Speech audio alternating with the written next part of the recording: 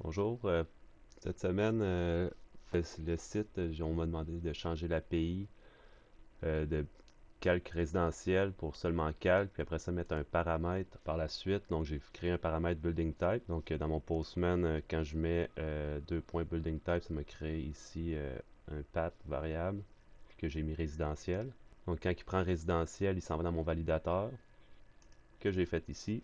Puis il va valider que mon building type c'est soit résidentiel, commercial ou industriel. Sinon, il va m'envoyer invalide building type. Une fois qu'il a passé le validateur, il fait next à la prochaine. Donc on s'en va dans public controller building type. Dans public controller building type, on est ici.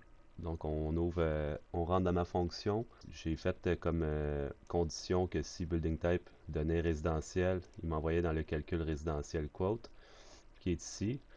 Puis les autres calculs n'étaient pas faits, mais sinon ça serait les mêmes conditions, les else if, building type commercial qui irait dans la fonction de calculation commerciale, puis pour industriel, même chose. Donc dans le postman, si je mets le nombre d'appartements de floor, puis le standard, building type résidentiel, je fais send, ça m'envoie le nombre d'ascenseurs requis avec le prix. Pour le contact us, l'API, j'ai rajouté le middleware encore validator. Donc, quand que le post de contact est fait, on s'en va dans le validateur, que lui va confirmer que his email est bon. Donc, si c'est bon, ben là, j'avais mis un console log valide email. Sinon, s'il n'y a pas d'erreur commercial, par exemple, il va nous envoyer un message d'erreur. Il va envoyer le client avec le message d'erreur, invalide email. Puis, pour le téléphone, même chose. Confirmer que le format de téléphone est bon. Ensuite de ça, on passe à la prochaine fonction de la route qui est dans Public Controller, puis là, il nous amène dans Contact Us. Donc, dans Public Controller, on s'en va à Contact Us. Donc, Contact Us, c'est assez simple avec le schéma que j'importe du contact. Il va en créer un nouveau avec les champs remplis du body.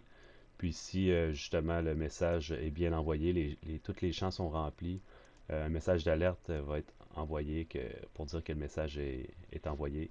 Donc là, j'ai ouvert ma DB, qui est ma collection message est vide. J'ai déjà pré-rempli le formulaire, donc en remplissant les champs comme il faut, comme ce qui est demandé. Donc si je fais send, je reçois mon alerte comme j'ai dit tantôt que mon message a été envoyé. Je fais OK, puis ma page est refreshée. Puis, si je refresh après ça ma DB, j'ai mon message qui vient d'apparaître Hello World. Page résidentielle, le tableau des agents. Donc, si j'ai mon tableau, donc si je clique, on voit mes quatre régions sont ici. Je clique sur Sud, donc j'ai les gens du Sud. Je peux trier leurs noms en ordre alphabétique. Puis, on peut voir aussi les notes. Les notes de 90 et plus sont en bleu, le 100% en vert, puis en mauve, tout ce qui est en dessous du 90. Puis la currency est rentrée en argent aussi.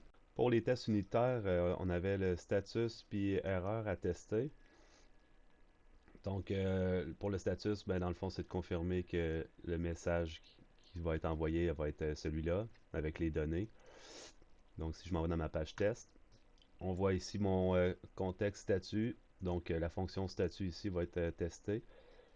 Le message, c'est juste pour nous dire qu'est-ce que ça devrait donner.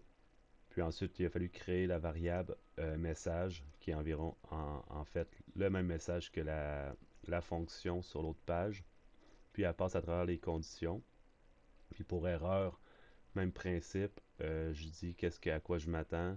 Puis j'y donne le message va être erreur. Puis je veux que ça l'envoie le statut code de 400. Puis si ça ne fonctionne pas, justement, il va y avoir d'autres messages d'erreur. Donc si je fais mon run test, on voit que les trois tests ont passé avec le message qui est écrit.